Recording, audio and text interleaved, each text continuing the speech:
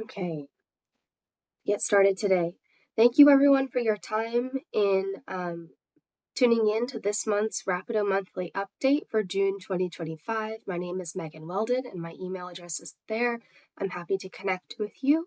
I'm a product manager on the Rapido resource sharing team here at Claravit. And let's get into today's content.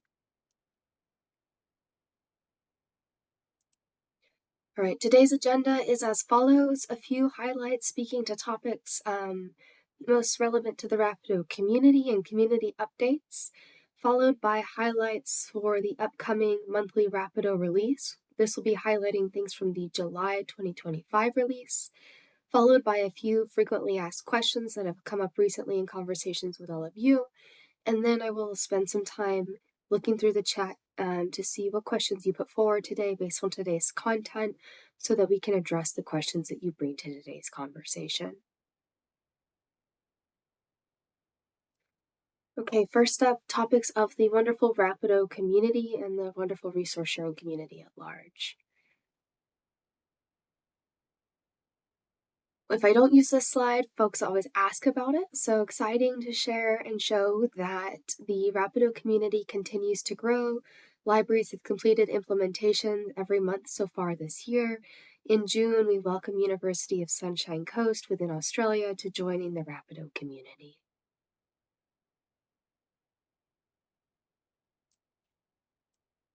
Over this past month, we also had the opportunity, members of our resource sharing team at Claravit had the opportunity to connect with members of the resource sharing community in London. There were quite a few great presentations there. Rachel from University of Liverpool spoke to themes and trends and challenges in the landscape. Stacey Brown and Natalie Cooper from Nottingham Trent University spoke to different benefits and impacts that they've seen since using Rapido. They shared information about increase in volume, decrease in cost. They had a lovely slide that shared user feedback with a lot of great praise for the resource sharing team and service at their institution. And it was exciting to see the growth of the resource sharing community and so many of these members coming together in this conversation. Additional presentations by Kip Darling from the Rapid ILL Working Group Igloo branch showed a lot of the trends in the community as far as what's been happening in resource sharing within the community. A standout point to me was the growth of that community using Rapid ILL, the growth of use of that community an ability to fill requests for one another through Rapid ILL up to about 25% today, but still showing that there's a huge impact of that global community in the UK, specifically connecting to that global Rapid ILL community, with still about 75% of requests being filled beyond the UK. Then there was a wonderful presentation from London South Bank colleagues who were able to speak to the business case in how they were able to speak to the value of Rapido and impact Rapido might have for their institution, even in the tighter fiscal environment. So it was a wonderful opportunity for us to connect and for so many of the colleagues in that community to connect over the past couple of weeks here. Last week, I had the wonderful opportunity, and many of us from our team had the opportunity to connect with so many colleagues at the Aluna 2025 event in Atlanta. It was the first time that there was a Rapido session on the Knowledge Days portion, so my first time attending the Knowledge Days portion of the conference. And then throughout the event, a lot of great conversations about Rapido, about resource sharing, not just from your product team, but also from the wealth of knowledge from the community. I enjoyed learning and listening to many of those sessions. An exciting announcement, as always, at the Aluna conference, held off to the end as far as where that event will be taking place next year. And the exciting reveal was that we'll all see you at Aluna 2026 in LA, California, with the theme Libraries Always Changing.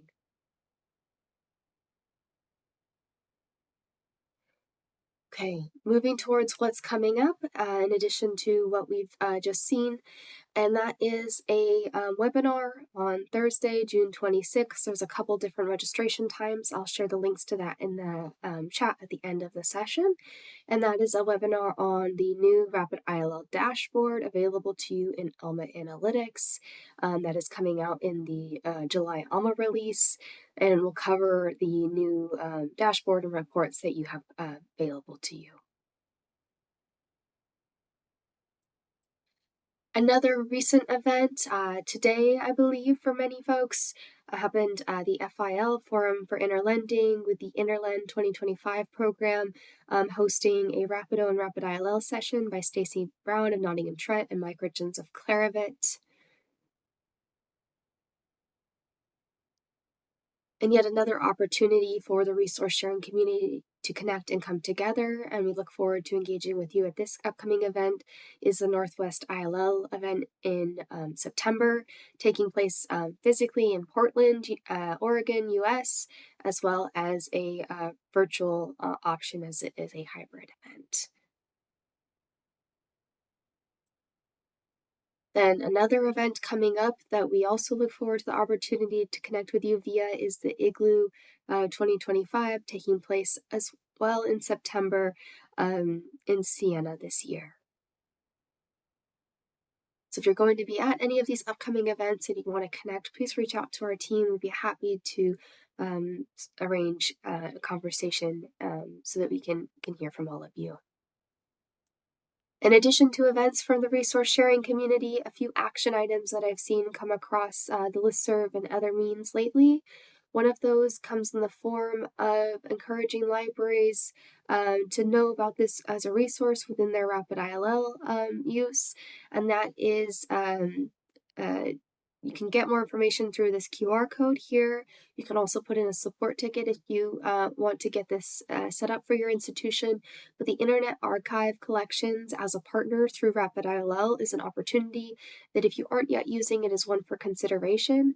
You can use them as a normal Rapid ILL partner, so there's not any change to your workflow. It's just a support ticket or the QR code to get that sorted. And they have really fast turnaround times as a partner, so it's a partner worth considering within your Rapid ILL landscape if you aren't yet connected to the Internet Archive as a partner. Another recent kind of call to action that I've seen come through the Rapido listserv is in the form of a survey from your Rapido Illuna product working group. They also have this survey linked in their blog post, so if you haven't seen it on the listserv, I also have a link to their blog post to share with all of you. They have a survey going around in regards to some potential changes to the US pod and an additional survey in regards to project ideas. So that survey is out there for the Rapido community to weigh in on.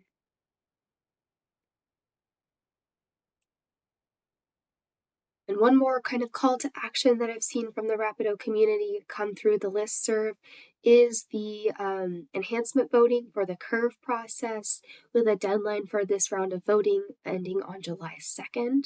If you haven't yet voted, this is a really great opportunity to do so, to have your voice heard and drive the direction of developments for the Rapido and Rapid ILL into 2026. There is a commitment to the topics that get voted on. Those items will become clear at the end of all of the voting, but the winning items from the community and collaboration with our Claravit team will get added to the 2026 roadmap. Okay, thinking about the roadmap brings us to developments, and specifically a few development highlights for the July 2025 release of Rapido. The first development is in relation to a new mediation rules parameter, so let's look at what that is. So the new mediation rule parameter that you'll see available to you in the July release really is driven by the use case of if a resource is requested often enough, Some libraries may consider that being relevant for review in regards to a resource being purchased for addition to their collection. So there's a new mediation input parameter that allows you to define at what interval that same resource is requested within a specific time frame. Yet again, that time frame determined by you and your mediation rule input parameter. To allow you to determine that if a resource is requested frequently enough by my users, is this something that I want to continue fulfilling through this resource sharing request? Is it something that I want to review for acquisition for my collection? And of course, as with any mediation rule, you can release it from mediation to allow it for fulfillment from your network. Or if you want to, you can take additional actions such as search in marketplace or convert to purchase request or other kind of decision points you might be making at your institution. So let's look at what this mediation rule can look like, and then you can consider if there is relevance to this type of rule at your institution. So when I look at this mediation rule, I use the numbers 10, and as far as the number of times that the resource is requested in a 12-month time frame. Of course, this is flexible and should be whatever values are relevant to your institution. Maybe you want to review things after the 3rd request, after the 30th request. That kind of information is relevant to you, and something that you can customize with this rule. And maybe you don't want to look at something in 12 months. Maybe your time interval frequency is 6 months. Maybe it's 2 years. You can specify that here. So here's an example of this rule. We've named it whatever we want to name it at our institution here. Request repeatedly, review for purchase. And the new input parameter that you'll see that is essential to this rule is a number of requests for the same resource within a given time period. Enter as a 2 comma separated values, the first being the number of requests for that resource and the second being the considered number of months. Then I have my output parameter here, review for purchase, and my escape label, as most mediation rules should be written with an escape label, with the not in list, not for purchase. So if as a staff person I'm processing this request and it is determined this is not a title that we would acquire for our collection, and I want it to continue on its resource sharing life cycle, I would just add that not for purchase escape label in this example for it to be released. What label you would apply is, of course, going to be determined based on how you write your mediation rule. So this allows me to mediate the request that for that additional title. If I want it to be mediated again in the future of its life cycle, so maybe I'm mediating it here after the 10th time, and I want to mediate it again in the future, it's not going to stop for that 12th, that 13th, that 14th, that 15th, unless I have different mediation rules in place or additional mediation rules in place that would stop that. So here, for my purposes of my example, I'm looking at the 10th and then in the 12-month timeline. And then I might, as an institution, have an additional rule in play that is looking at the 20th request in that 12-month time frame. Again, these values would be customized by you for your institution for institutional review, but it's just worth noting that resource is not going to be stopped every subsequent time after your mediation rule. It's you would need additional rules if you would want that stopped in the future. So maybe for greater context, at my institution, I want to review for the 10th. And then if I decide to purchase it, great, it's now in my collection and I'm not going to get resource sharing requests for it based on my display logic rules. But maybe I didn't choose to purchase it after the 10th example, and now it's going to stop for the 20th example or request, and I can then determine if at this time it makes sense for it to be something that we acquire. Maybe at this point it's something that we acquire because of cost, because of frequency, whatever kind of decision factors come into play at your institution. But this rule is going to be written pretty much the same with that same new input parameter of number of requests for the same resource within a given time period, entered as the 2 values, comma separated. I'm also going to have an escape label on this rule, but because I have a different mediation rule in play and I want this rule to get triggered, I do want a different escape label. And I do want a different output parameter label, so I know if this is being stopped for the first time or by the second time for this rule. So I just added a 2 to my output parameter label, so if requests get this label, I know that they've exceeded that first mediation rule parameter I had in place, and instead of being stopped by the second mediation rule that I've got in place. And then I've got a different escape label because I don't want a request to not be stopped by this mediation rule simply because they had that not for purchased, that original not for purchase escape label on it. I want a different escape label in play. So those are some considerations in how you may use this mediation rule. I already seen a example in the chat. Can be customized by format. Yes. If it's a physical versus digital, etc. There are different additional input parameters that you can use that are already existing within your mediation rule values that you can bring into this conversation. Okay. Moving to the next development highlight for the July release is not in the flavor of mediation rules, but more in the way that we work with our partners.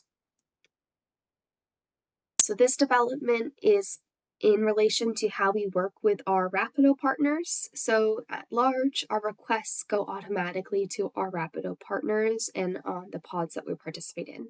However, except in the case of those mediation rules, like the one that we were just discussing, right? Those mediation rules would stop those requests from going automatically through to our Rapido pod partners. Then those mediated requests can be released and go on their merry way. But there are some scenarios that may come up where those requests are not filled automatically by our Rapido pod partners. The specific use case I can think of is if it's something that a particular library holds, but it is not included in their participating items. As a lender, if it's something you're willing to lend to your pod partners, the best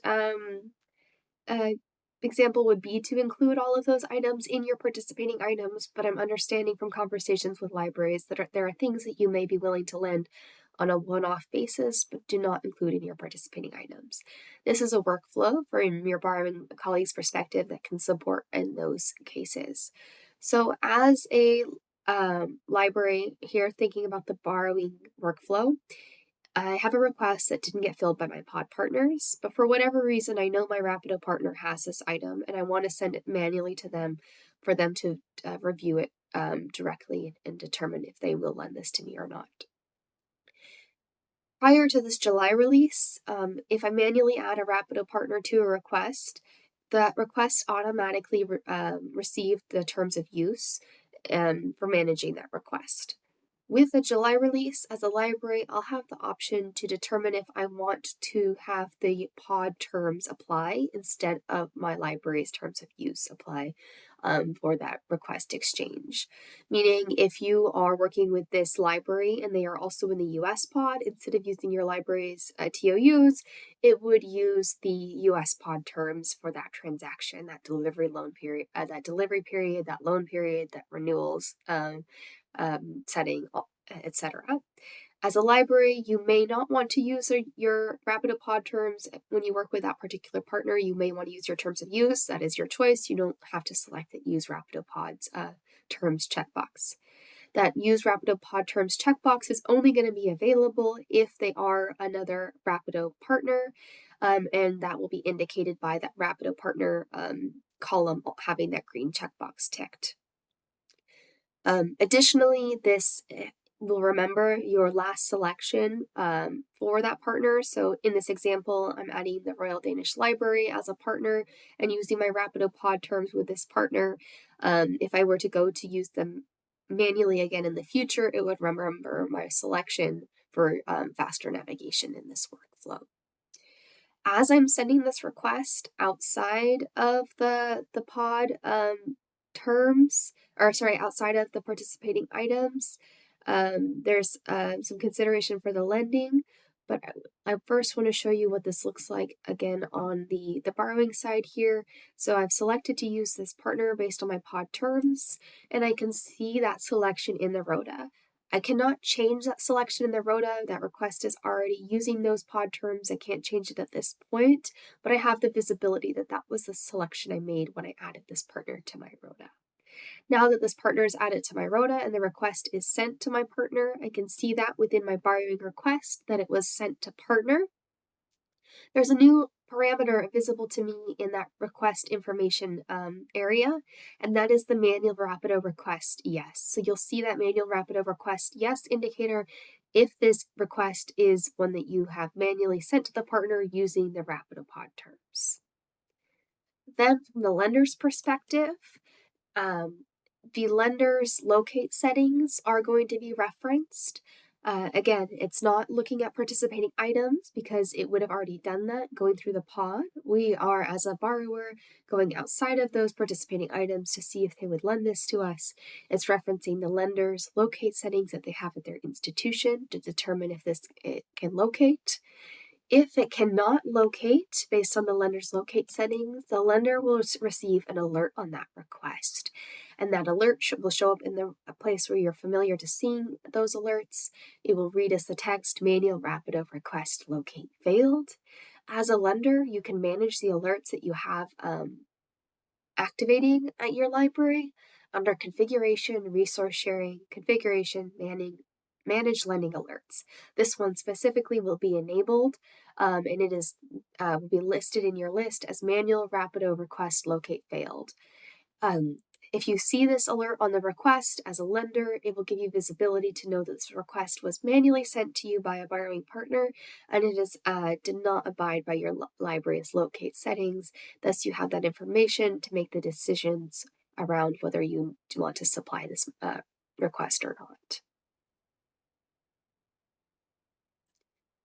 Okay, those are the two primary developments for the July release.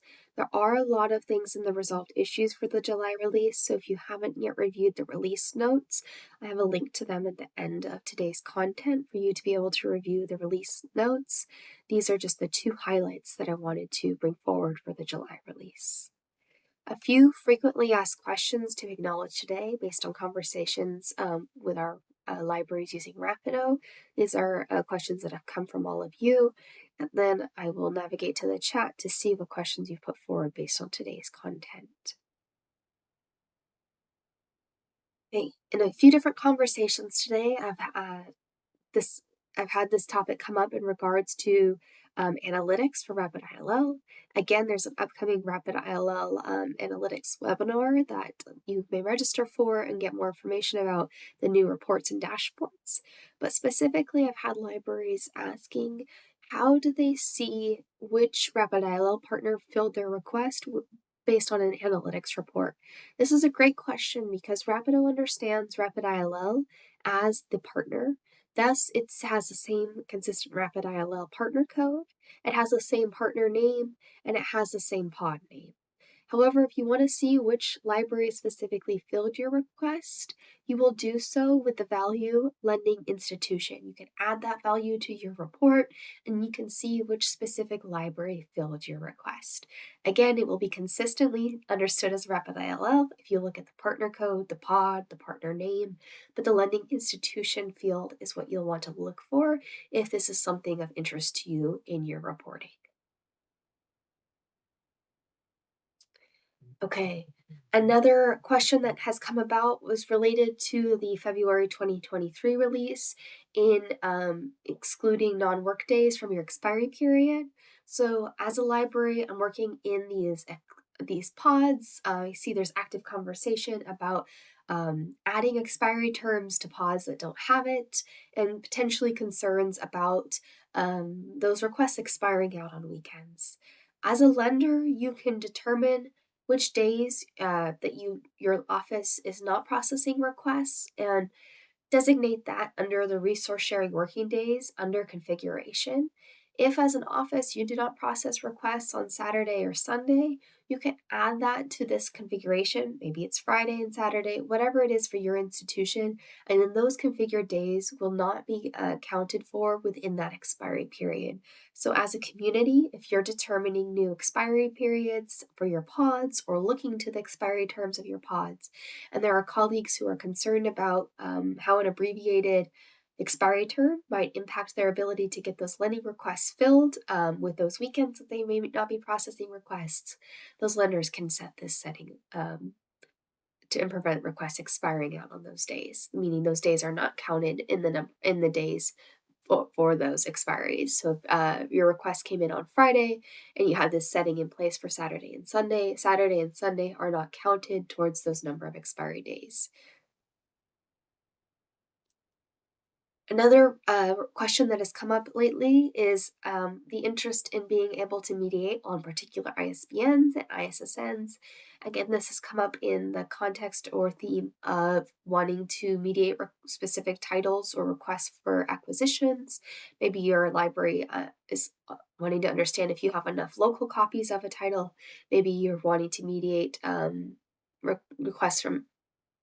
requests on specific ISBNs based on priority of using your local collections of these ISBNs.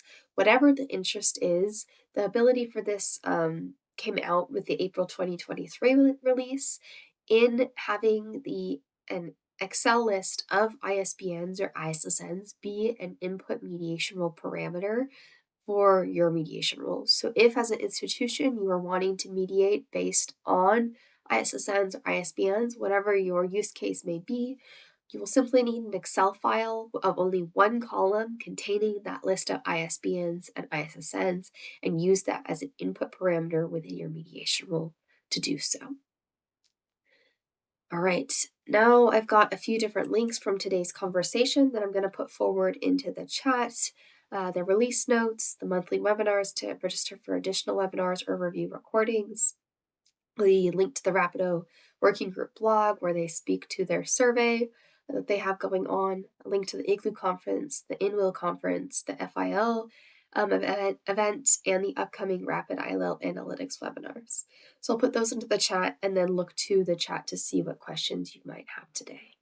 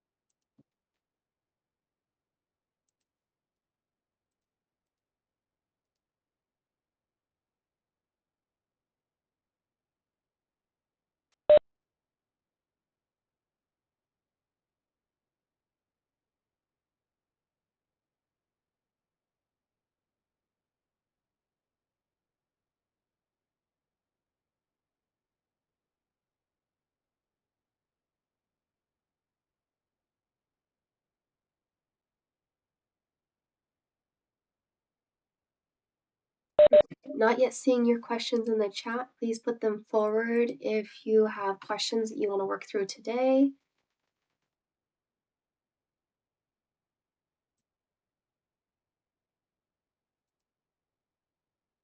Seeing that the analytics webinar link did not go through, so putting that into the chat for everyone.